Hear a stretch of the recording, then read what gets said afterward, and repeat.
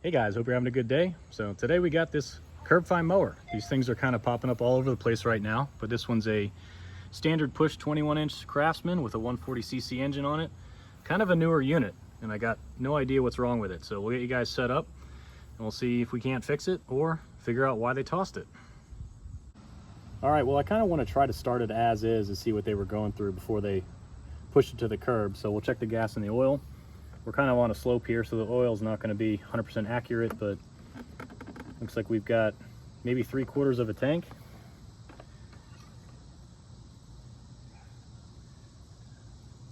And we've got oil, so we should be good there. Let's give this thing some primes.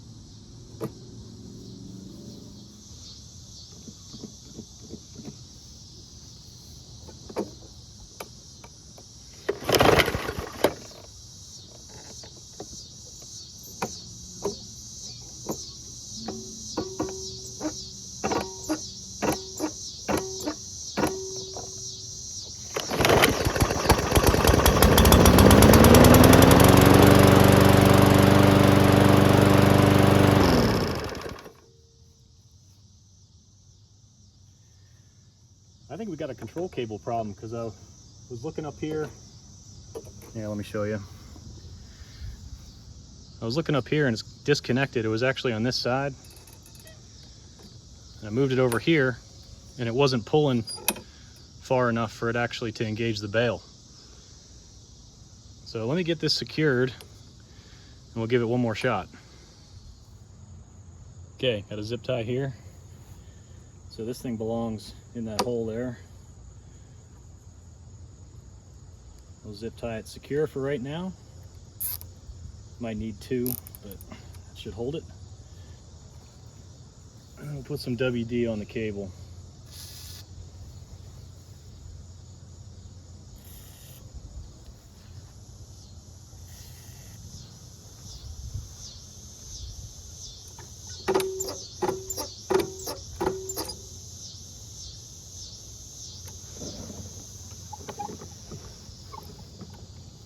All right.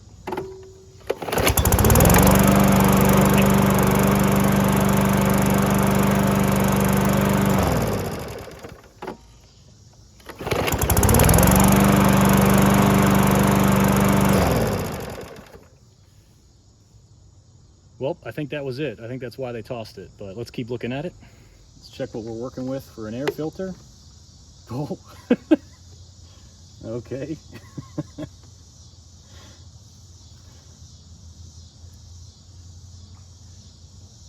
I'd say that needs a clean. Actually needs to be replaced.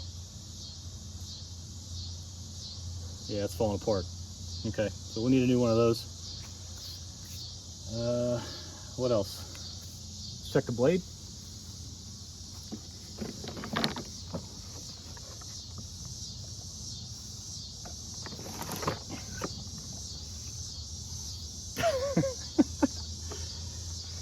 Another upside down one.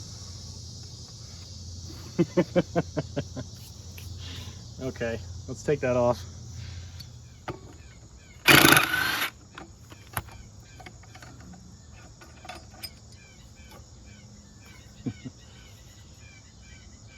Brand new, guys, brand new.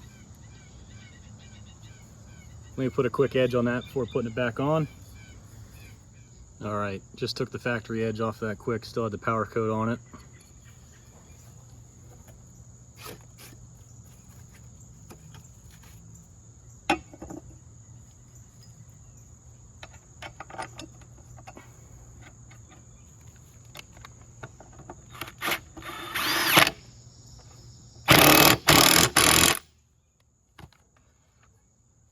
All right.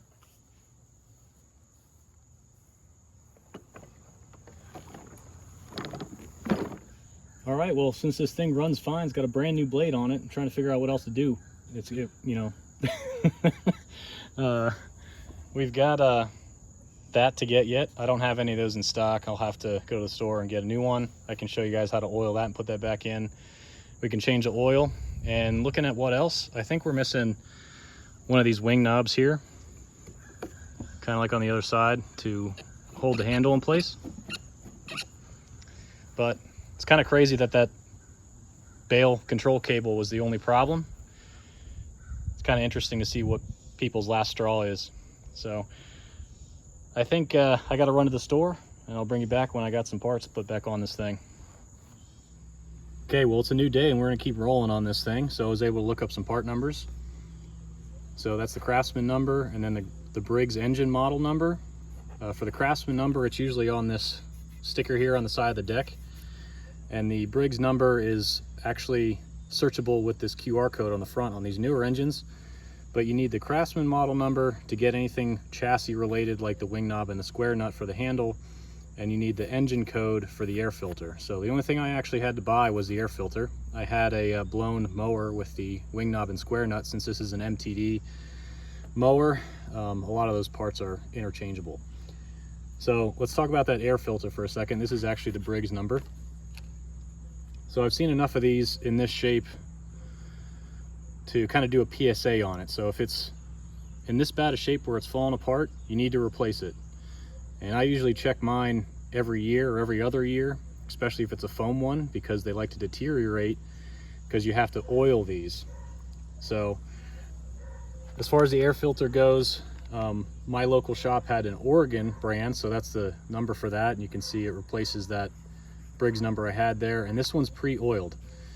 But if you get one that's dry, all you need to do is cut the bag, pour some oil in there, kind of squeeze it around, pull it out, and then use a paper towel to squeeze out the excess. You don't want it sopping with oil, but you need oil in it because the oil is what actually attracts the dirt to clean the air for the engine. So we're gonna get this installed, but first we're gonna spray out these covers with some compressed air, and we'll move on to oil in the handle.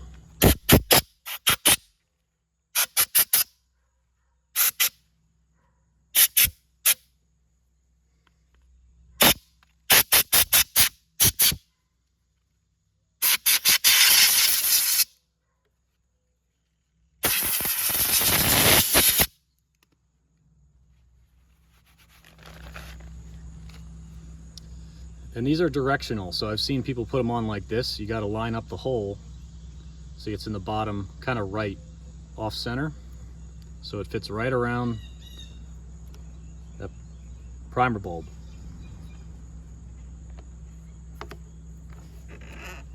All right, so we're good there. Let me move you for that handle. Okay, so we got these two pieces. For the square nut, I've usually put those in first. There's a little recess here that slides into, like that. And then you actually have to line up the hole in the handle,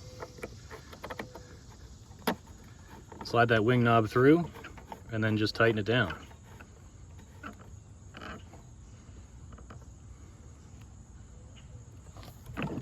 All right, we're secure there. I guess the only thing left is the oil. Okay, well, if you've never done an oil change on one of these before, this is how I do it. I usually stick my foot against this wheel and then grab the handlebar from the other side and then tilt it this way into a graduated container so I can see how much came out of it. So let's get that dipstick out. We'll get this changed out.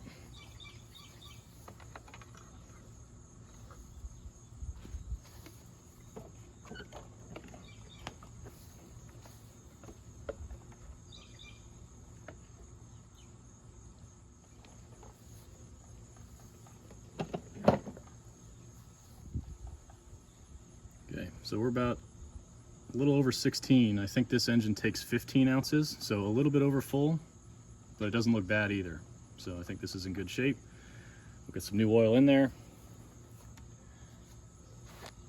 This isn't 530. I actually filled this with 1030. I just use this container because I mark off the ounces.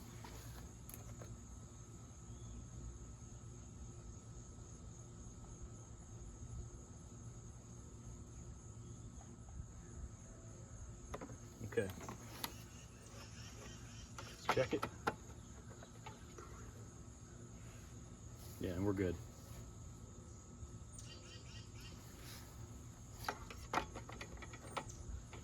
One more time.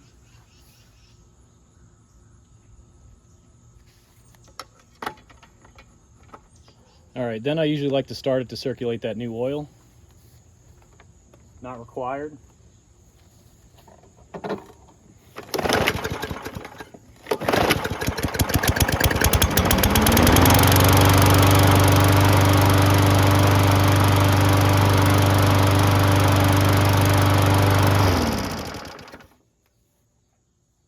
All good. Let's get this thing cleaned up. Okay, just using some simple green mix. I think it's the 5-to-1 or 10-to-1 like degreaser strength.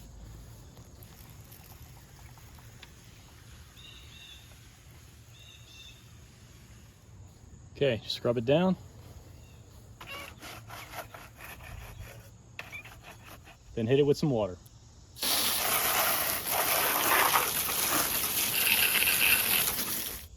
All right, well, we didn't knock off all the dirt, but we're not trying to win a detail contest here. We're just trying to clean it up a little bit. So we'll get it rolled out into the sun, dry off, and go from there.